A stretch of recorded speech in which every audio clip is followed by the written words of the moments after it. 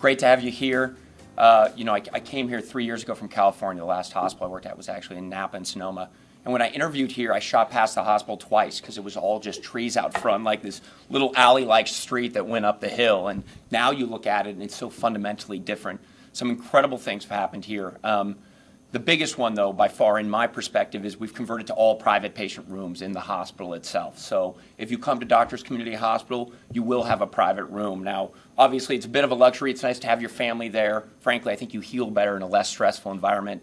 Whoever came up with the concept of semi-private, when there's two beds basically in a single bedroom, was a phenomenal marketing concept because, frankly, there is no privacy in those rooms. So beyond, though, just the luxury and the comfort, it is just a safer and better place to heal. It's much harder to get an infection when it's your own room, and it's much harder to have a medication mistake or a mix-up. So we're very, very excited. The hospital is now all private. We do have a new women's and cancer center here as well in this new building. But beyond that, I'll let Lalitha take you on the tour. It's 1,000 words to see the room. So thank you very much, Congresswoman Edwards. It's great to have you here, and I hope you get a chance to see the facility. We're very proud and excited to serve Prince George's County. And if anybody has any questions, I will be around. So thank you all for coming. It's an honor to have you here, and look forward to hearing what you have to say. So people won't say, I know the Chamber is a nonpartisan, non-political organization. So I'll say that now. But me personally, as a person, I am just honored to know Congresswoman Edwards. I really am. And she has been one of the most responsive legislators that I've dealt with. Very open to hearing what the community has to say, very open and available to whenever we have any type of concern.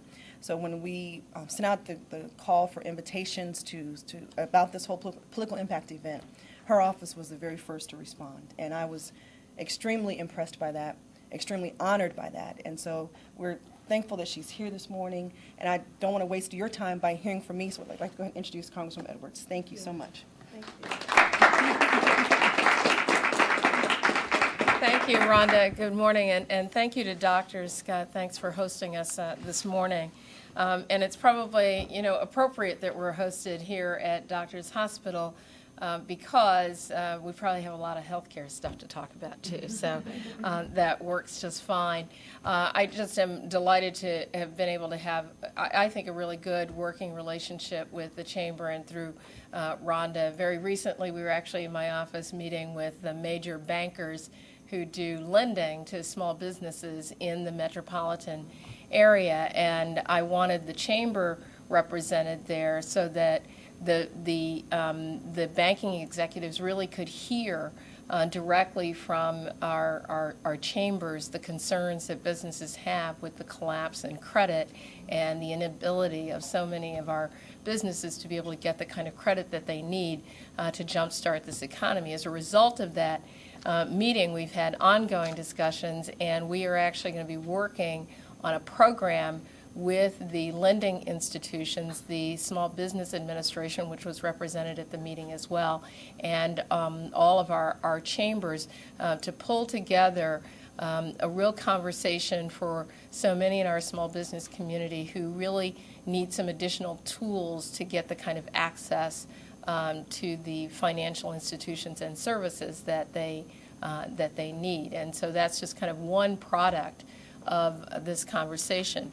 About almost a year ago, maybe not quite, I met with all of the both ethnic chambers and the Prince George's and Montgomery chambers to sit down with them and talk about healthcare reform as we were in the throes of the healthcare debate, to talk about what the needs of businesses are, the approach that we were trying to take in the United States Congress in order to really help businesses do what they want to do. Employers want to actually provide health care coverage for their employees. I think it's been kind of a misnomer that there's this contention among the business community and those who want health care. It's not true at all. In fact, so many of our businesses, are have been just sort of priced out of providing health care.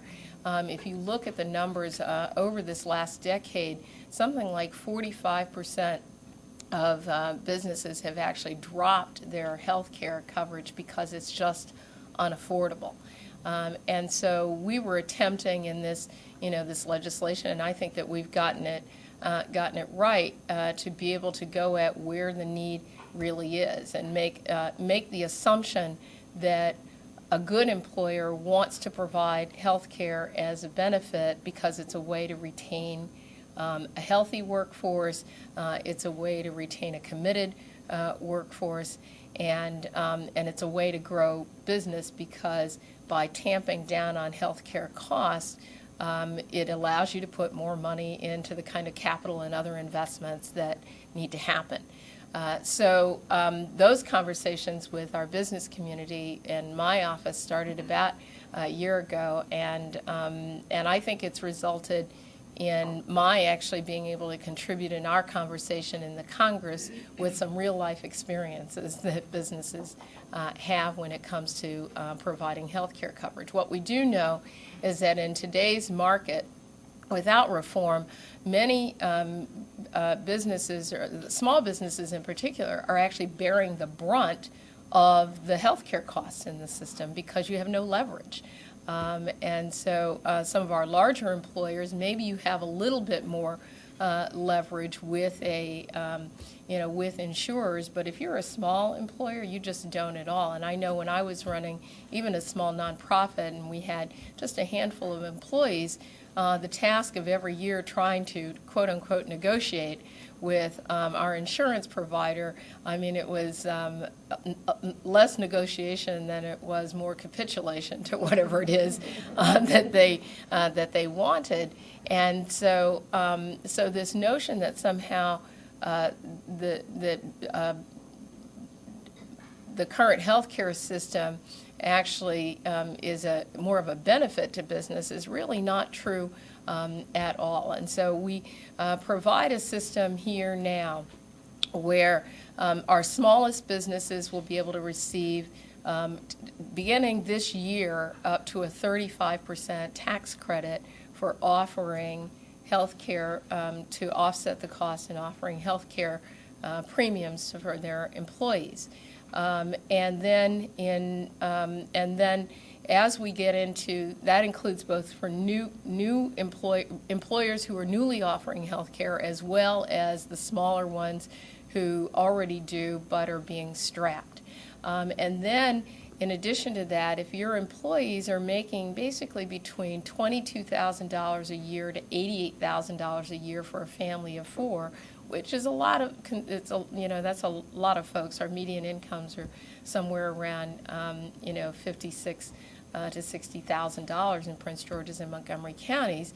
Then those employees also receive assistance to be able to purchase their health care. And so the combination of those two things, I think, is really important to meeting the cost and making it affordable for employees. I don't know about some of you, but I know when I was running my organization, our health care costs were beginning to consume upwards of 20% of our total operating budget.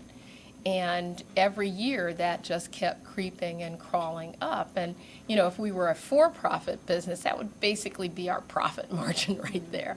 And so these things are really important. In addition, there'll be a standard benefits package. And so what happens now, if you're in a competitive industry, one employer might be able to offer a package, and then another employer a different kind of package, and it puts you kind of on an uneven playing field.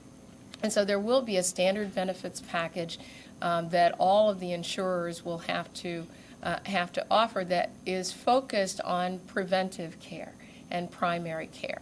And in this hospital, you would much rather have your emergency room, committed to providing emergency care instead of primary care.